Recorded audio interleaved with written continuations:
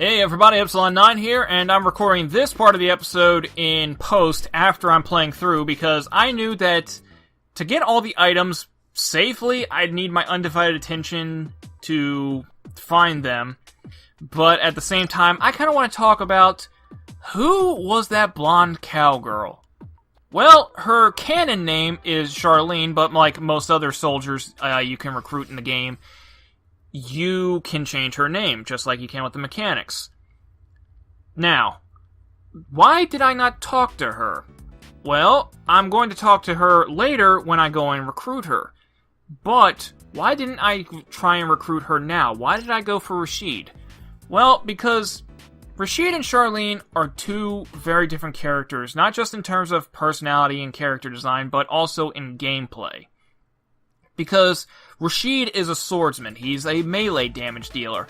He has unrivaled power. He is pretty much the strongest soldier in the game. But the catch is, he only fights with swords, and that limits his versatility. Charlene, however, not so much on power, but really shines when it comes to versatility. Because there are some enemies can show up and they'll be airborne, or they'll be high-altitude enemies, or they'll be out of range. That's a position an enemy can have. They can be out of range. Charlene can fight those enemies. But Rashid can't because he's melee exclusively. I can't... Now, Charlene has some guns that are specifically designed to fight enemies that are in various positions. And again, I'm going purely by memory.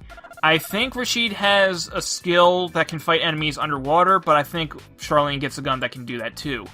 I think Rashid has skills that can fight enemies underground or in stealth. I think Charlene gets guns that can do that too, or skills. So, Charlene goes for versatility, Rashid's about power. The other reason why I picked Rashid first is because...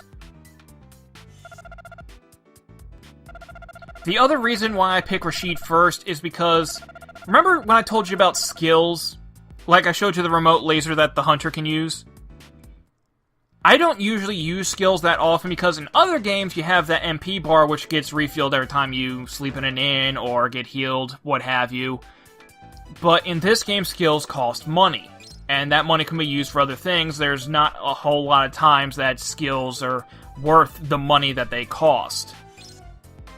Charlene starts off with an automatic skill, something that increases her accuracy at the start of battle. So every time you go into battle with her, an automatic, I think it's 30 gold, get taken out of your wallet every battle you participate with her in.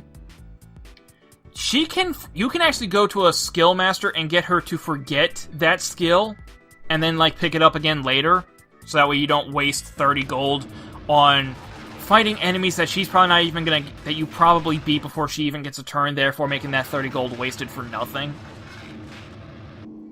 But I want to get to the skill master in question first.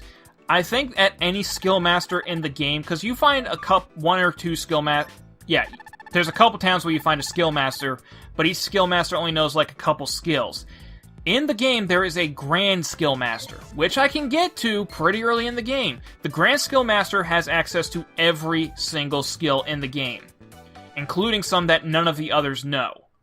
So I want to get to him first, then recruit Charlene, have her forget the Bullseye skills, that way she doesn't waste 30 gold every time I use her. The other reason why I want to go with Rashid before Charlene is because Rashid gets access to his most powerful weapon very early in the game. So I want to play with Rashid first and have him use a couple different swords before getting his most powerful weapon, and then just never giving him another weapon. Because like I said, Rashid's all about power, not versatility. Once you give him a sword, all you really care about is the sword's power. And there is one sword that only he can use that is far more powerful than any other sword in the game. So after I equip him with said sword, why would I ever equip him with anything else? And now I'm going to hand it over to my past self, because this episode has some stuff which I need to turn on my mic during. You'll see. Hey kid, you seem to... Huh? Derringer Jack, I presume. Oh crap! I completely forgot about this part. So, yeah. Jack, our Jack, is actually Derringer Jack. Go frickin' figure, huh? We just want the reward, not your life. So don't resist and we won't kill you. Probably. I think you're after the wrong guy. Of course you say that. We're not stupid. I see how it is. How about this? Dad, help! Let go of me! Rachel! You are Derringer Jack, right? I'd hate to do all this to the wrong guy. Fine, be stubborn if you want. If you care about your daughter, though, you might want to step outside and take care of this like a man. These guys did not think this through very well. Oh, that bar hopping, though. This is my problem, kid. Don't follow me out there. I believe we should follow Epsilon 9.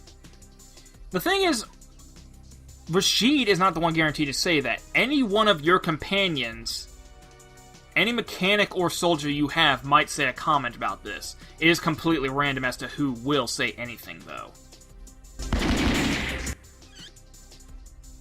Maybe I should have just brought Misha along, but then again, we would have missed out on what Rashid had to say. And then again, I also completely forgot that this thing happens. After you first hear about Derringer Jack, and next time you go and talk to Jack, this happens. He's tough. When do we get hit? Hey, you're Hunter, right? Help us. This guy's crazy go nuts. Yeah, it's been a while since I heard that. I've been a fool to think this gun was just for self-defense. I just couldn't throw this gun away. It's that simple. I dreamt of a normal life without blood and gunpowder. But that dream is over. That's also simple. It's just how the world works, kid. There's a wanted criminal here and there are hunters. Which side are you on? I'm a hunter and I can't let you go. The thing is, I think it... Again, I'm going totally by memory here, which has been proven to not be very good. If you pick either of these, you're going to have to fight Jack. Not only is that not going to work out well for the entire rest of the game as we're playing, but also he's a really tough guy to fight, and we are way underleveled. We are not equipped to fight him right now. So we'll just answer truthfully and say he's our friend. I see. You're too lenient. I don't know how you survived this long. I've been a hunter for about 6 hours, dude. I'm sorry, Rachel. I won't be able to see you for a while. I'll be back someday, though. Wait for me, okay? No, Dad! What's going on? Nina will take care of you. Rachel's in your hands now, Epsilon 9. Damn, both of them are fast. Dad! Ken!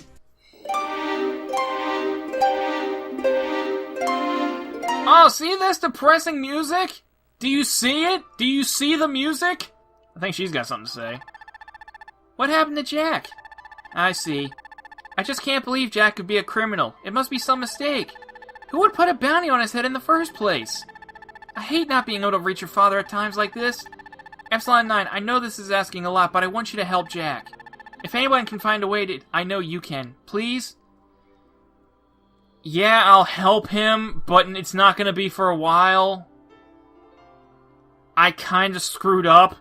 I didn't want this flag to pop up until much later. What the hell's Emily?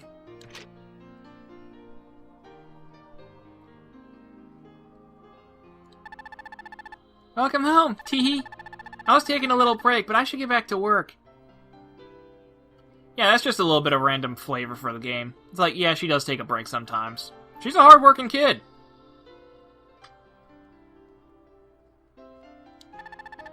Epsilon 9, Uncle Jack isn't really a wanted criminal, right?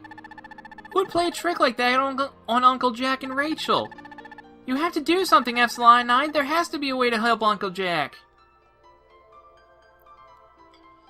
Yeah, I'm not entirely sure if it's ever explained what the heck he did, Also, I kind of thought that Nina knew, because I'm pretty sure Eddie knows that Jack was Derringer Jack. But we're just gonna have to wrap up the episode here for now. I'll save here, and I'll see you guys in the next one.